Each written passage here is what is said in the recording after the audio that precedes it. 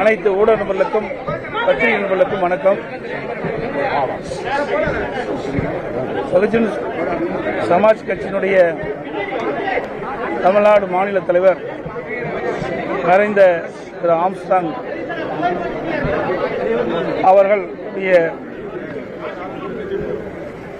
மனைவி அவர்களை நேரில் சந்தித்து அவர்களுக்கு ஆறுதல் கூறி அவருடைய திருவுருவ படத்திற்கு மலர் தூவி அஞ்சலி செலுத்தி வந்துள்ளேன். இந்த படுகொலை மிகுந்த மனவேதனையும் துரதிருஷ்டவசமானது.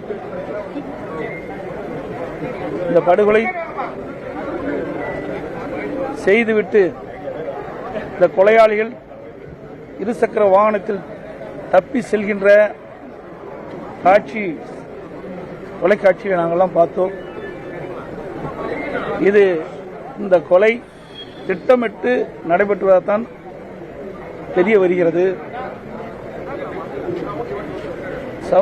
சமூகத்தில் எவ்வளவு பெரிய ஆட்களாக இருந்தாலும் இந்த படுபாதக செயலை செய்தவர்களை சட்டத்தை முன் நிறுத்தி அவர்களுக்கு கடும் தண்டனை பெற்றுத்தர வேண்டும் இந்த அரசு.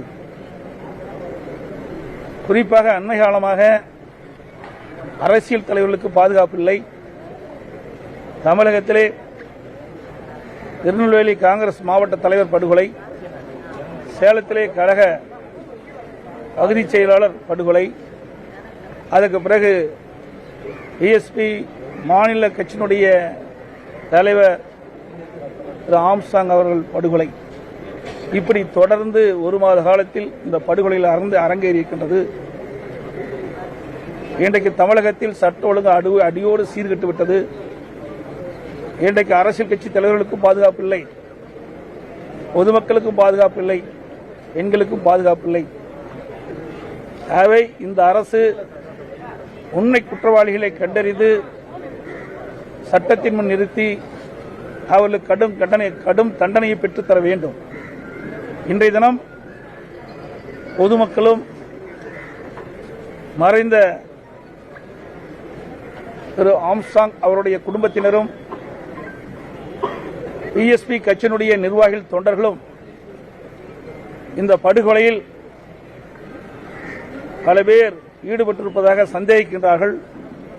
இப்பொழுது கைது செய்யப்பட்டு குற்றவாளியாக காண்பிக்கின்றவர்கள் உண்மை குற்றவாளி இல்லை என்று அவர்கள் எண்ணுகின்றார்கள்.